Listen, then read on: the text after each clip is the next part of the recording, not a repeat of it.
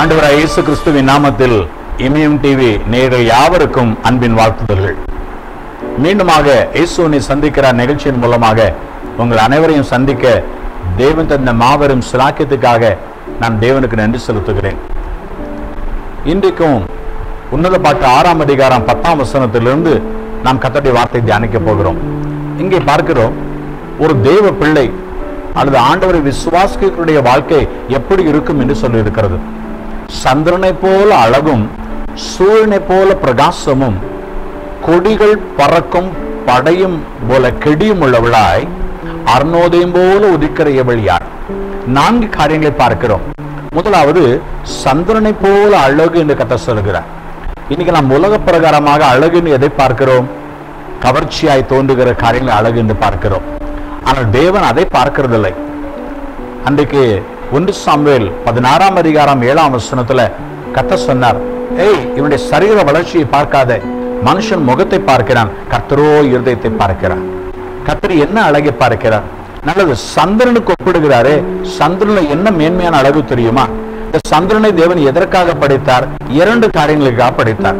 ஆதியாகமம் 1ஆம் அதிகாரம் 16ஆம் வசனத்துல இரவை ஆளும்படியாக ஒரு சிறிய சுடராகிய சந்திரனை தேவன் படைத்தாராம். பாருங்கள், பகலை ஆளுவதற்கு பெரிய சுடர், ஆனா இரவை ஆளுவதற்கு சிறிய சுடர். ஆச்சரியமா இருக்கிறது அல்லவா? பகலில் ஏற்கனவே வெளிச்சம் உண்டு, ஆனால் அதற்கு மேலாக ஒரு பெரிய வெளிச்சம். ஆனால் இரவிலோ எப்பக்கமும் இருட்டு சூழ்ந்திருக்கும், இருள் சூழ்ந்திருக்கும். அந்த இருளை மேற்கொள்வது கஷ்டமான காரியம். ஆனால் அதற்கு ஒரு சிறிய சுடரை கர்த்தர் வைத்திருக்கிறார். ஆம், இன்றைக்கு கர்த்தர் உங்களையும் என்னையும் இந்த உலகத்துக்கு வெளிச்சமாய் வைத்திருக்கிறார், இந்த உலகத்துக்கு சுடராய் வைத்திருக்கிறார். முதலாவது, நீங்கள் ஆளுகை செய்ய வேண்டும். முதல் மனுஷனையும் மனுஷன் உண்டாக்கின உடனே கர்த்தரோடு கொடுத்த ஆளுகை என்ன தெரியுமா? இந்த பூமி முழுவதையும் ஆண்டு கொள்ள வேண்டும் என்று ஆளுகையின் அதிகாரத்தை கர்த்தர் கொடுத்திருக்கிறார். அதுதான் சந்திரனுடைய அழகு. யோவான் 1ஆம் அதிகாரம் 12ஆம் வசனத்துல யாரெல்லாம் ஆண்டவராய் இயேசு கிறிஸ்துவை இரட்சகராய் ஏற்றுக்கொண்டு அவரை விசுவாசிக்கிறார்களோ அத்தனை பேர்களுக்கும் தேவனுடைய பிள்ளைகளாகும்படி அதிகாரம் கொடுத்திருக்கிறார். லூக்கா 10ஆம் அதிகாரம் 19ஆம் வசனத்துல சர்ப்பங்களையும் பேய்களையும் மிதிக்கவும் சத்துடைய சகல வல்லமையும் மேற்கொள்ளவும் நான் உங்களுக்கு அதிகாரம் கொடுத்திருக்கிறேன் என்று சொல்லி இருக்கிறார்.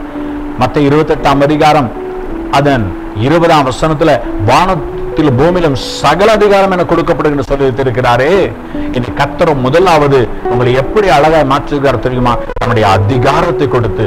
அன்றைக்கு மார்க்கு சுவிசேஷம் 3ஆம் அதிகாரம் அதன் 14ஆம் 15ஆம் 16ஆம் வசனத்துல சீஷர்களுக்கு அதிகாரம் கொடுத்தார். வியாதியஸ்தரை சுகமாக்கும்படியாக, பிசாசுகளை துரத்தும்படியாக நீங்கள் தேவனுடைய அதிகாரம் உள்ளவராக இருக்க வேண்டும். இரண்டாவது, சந்திரனுடைய அழகு என்றால் என்ன? 104ஆம் சங்கீதம் 19ஆம் வசனத்துல சந்திரனை கால குறிப்புக்காக படைத்தார். எபேசியர் 5ஆம் அதிகாரம் 16ஆம் வசனத்துல இதோ நாட்கள் பொல்லாதவர்கள் ஆனதால் காலத்தை பிரயோஜனப்படுத்திக் கொள்ளுங்கள். இன்றைக்கு காலத்தை அறிகிற அறிவு ஒரு சந்திரனுடைய அழகு. எரேமியா 8ஆம் அதிகாரம் 7ஆம் வசனத்துல இதோ நாரை முதலாய் தன் வேலையை அறியும், காட்டுப்புறாவும் கொக்கும் தகவலான குறியும் தங்கள் வரத்தக்க காலத்தை அறியும். என் ஜனங்களோ கர்த்தர் நியாயத்தை அறியார்கள் என்று கர்த்தர் சொல்லுகிறாரே. இன்னைக்கு கடைசி காலமாய் பிள்ளைகளே, இது கடைசி காலம். நீங்கள் காலத்தை அறிந்தவர்களாய் நிதானமாய் நடக்க வேண்டும், ஞானமாய் நடக்க வேண்டும். அதான் சந்திரனுடைய அழகு. இன்னைக்கு உனக்குள்ளாய் இந்த அழகு இருக்க வேண்டும் என்று கர்த்தர் விரும்புகிறார். இரண்டாவது, சூரியனை போல பிரகாசம் என்று சொல்லுகிறார். இன்னைக்கு எல்லா சுடர்களை பார்க்கலாம் மிகவும் பிரகாசமானது சூரியன். ஆண்டவராய் தேவனும் தம்மை சூரியனுக்கு ஒப்பிடுகிறார்.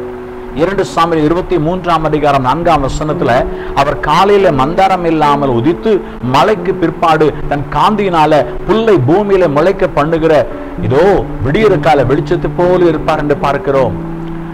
ஆண்டவர் உண்டாக்கின சூரியனானது ஒன்றுமில்லாத தரையில புல்லை முளைக்க பண்ணுவது போல, அது எல்லா பூமிக்கும் ஆசீர்வாதமாக இருப்பது போல சூரியனுடைய பிரகாசம் என்று சொன்னால் நீ அநேகருக்கு ஆசீர்வாதமாக இருக்க வேண்டும்.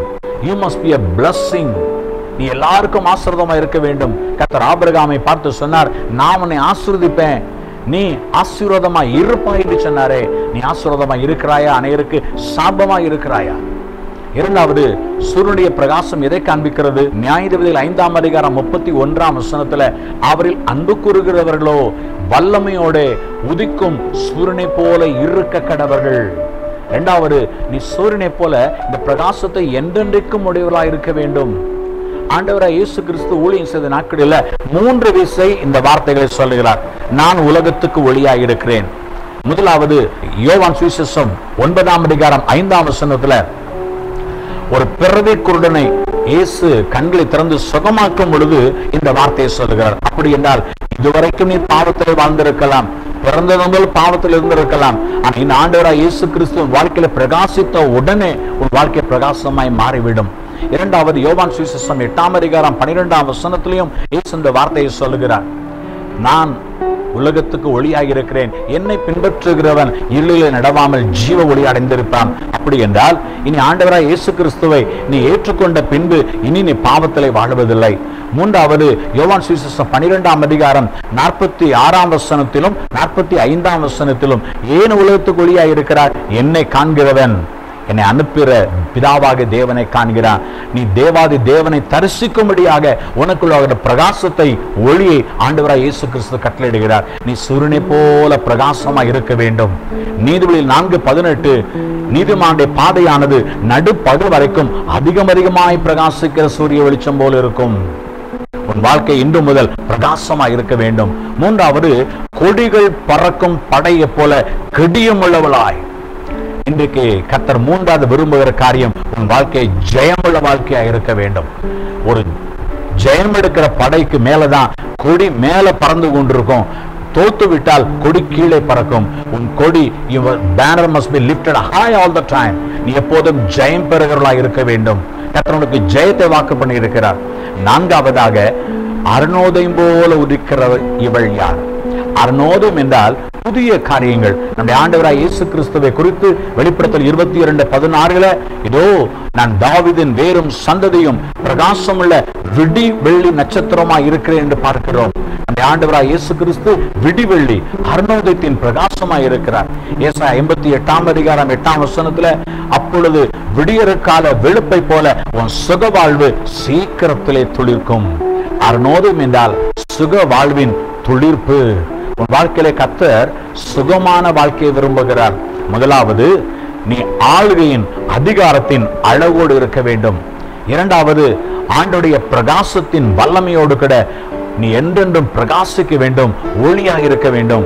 மூன்றாவது, நீ ஜெயமுள்ள வாழ்க்கை செய்ய வேண்டும். உன்னை பார்த்து பிசாசு பயப்படனே ஒழிய நீ பிசாசை பார்த்து பயப்படக்கூடாது. நான்காவதாக, உன்னுடைய வாழ்க்கை சுக வாழ்வாக இருக்க வேண்டும். விடியற்கால வெளுப்பை போல உன் வாழ்வு சீக்கிரத்தை துளிர்க்க வேண்டும். ஆம், கர்த்தர் எப்போது நீ சுகமாய் இருக்க வேண்டும் விரும்புகிறார். 3 யோவான் 2ஆம் வசனத்துல, உன் ஆத்துமா வாழ்வது போல எல்லாவற்றிலும் வாழ்ந்து சுகமாய் இருக்க வேண்டும். இதோ ரூத் 3ஆம் அதிகாரம் 1ஆம் வசனத்துல, என் மகளே, நீ சுகமாய் வாழ்ந்திருக்கும்படி நான் உனக்கு சௌக்கியத்தை தேடாதிருப்பேனோ? அன்பான தேவ பிள்ளைகளே, இந்த வார்த்தையின்படி கர்த்தரை ஆசீர்வதிக்கும்படியாக நான் உங்களுக்காக ஜெபிக்க போகிறேன். வாருங்கள், நாம ஜெபிப்போமா?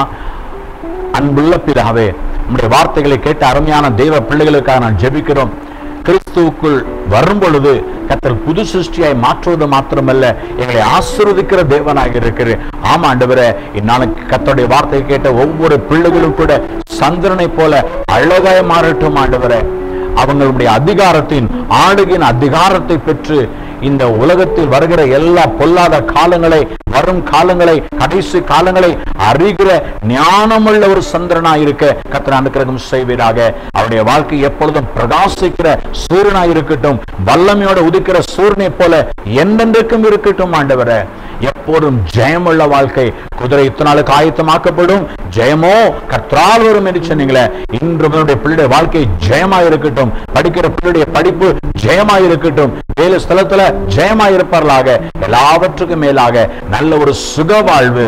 ஒவ்வொரு நாளும் காலையில உதிக்கும் பொழுது கர்த்தனுக்கு சுக வாழ்வு வைத்திருக்கிறார் என்ற நம்பிக்கையோடு அவங்க எழும்ப கிருபை தாரும். தேவ கரமுடைய பிள்ளைகள் மேல் இப்பொழுது இறங்குறதுக்கு ஸ்தோத்திரம். எல்லா வியாதிகள், பலகீனங்கள், போராட்டங்கள் இயேசுவின் நாமத்தில் நீங்கி போவதாக, பரிபூர்ண சுகம் உண்டாவதாக, ஆசீர்வதிப்பீராக. இயேசுவின் நாமத்தில் ஜெபிக்கிறோம் பிதாவே. ஆமென், ஆமென். கர்த்தர் உங்களை ஆசீர்வதிப்பாராக. ஆமென். அன்பான சகோதரரே, சகோதரிகளே, இந்த நிகழ்ச்சிகள் உங்களுக்கு மிகுந்த ஆசீர்வாதமாக இருக்கும் என்று இயேசுவுக்குள் நம்புகிறோம். இந்த நிகழ்ச்சியை குறித்து உங்களுடைய அன்பான கருத்துக்களை தயவுசெய்து எங்களுக்கு எழுதி அனுப்புங்கள் அல்லது போன் மூலமாக எங்களோடு தொடர்பு கொள்ளுங்கள். இன்னும் உங்களுக்கு எந்த ஜெப தேவையா இருந்தாலும் 24 மணி நேரமும் எந்த நேரத்திலும் நீர் எங்களோடு தொடர்பு கொள்ளலாம். கடிதம் மூலம் தொடர்பு கொள்ளலாம். மும்பையில தாராவி என்ற இடத்தில் காமராஜ் ஹைஸ்கூலின் பின்புறம் பெத்தேல் பெந்தேகோஸ்தே சர்ச் என்ற சர்ச் உண்டு. அந்த சபையில ஞாயிற்றுக்கிழமை காலை 7:30 மணி மற்றும் 10 மணிக்கு 2 ஆராதனை உண்டு. மாலை 7 மணிக்கும் ஆராதனை உண்டு. செவ்வாய் வெள்ளி இந்த 2 நாட்களும் மதியம் 1 மணி இரவு 7 மணி விசேஷ கூட்டங்கள் உண்டு. இதை தவிர 24 மணி நேரம் ஜெபிக்கிற தேவனுடைய பிள்ளைகள் உண்டு. இந்த நிகழ்ச்சி மூலமாக ஆசீர்வாதம் பெற்ற நீங்கள் நிச்சயம் எழுதுங்கள். அதே போல எங்களோட தொடர்பு கொள்ளுங்கள். கர்த்தர் உங்களை ஆசீர்வதிப்பாராக. ஆமென்.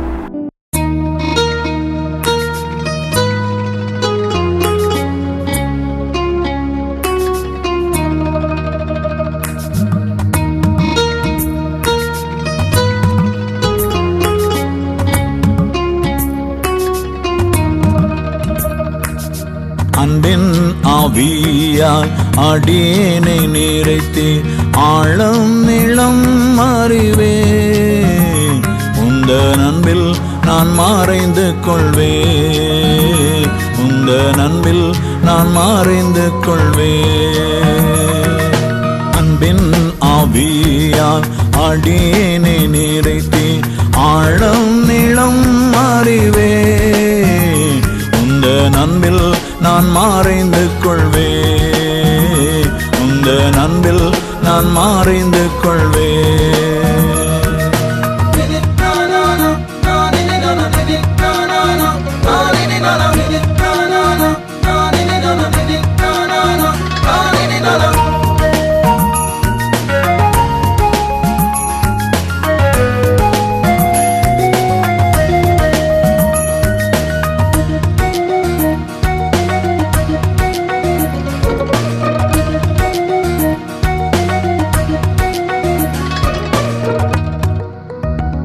ஓடி ஓடி நான் ஒளிந்து கொண்டே. தேடி தேடி என்னை தெரிந்து கொண்டே. ஓடி ஓடி நான் ஒளிந்து கொண்டே. தேடி தேடி என்னை தெரிந்து கொண்டே. இனி உம்மை விட்டு போவேனோ. என்றும் உம்மை விட்டு போவேனோ. இனி உம்மை விட்டு போவேனோ. என்றும் உம்மை விட்டு போவேனோ. அன்பின் ஆவியால் அடியாளை நிறைத்து ஆழம் நிலம் அறிவே. உந்தன் அன்பில் நான் மறைந்து கொள்வே. உந்தன் அன்பில் நான் மறைந்து கொள்வே.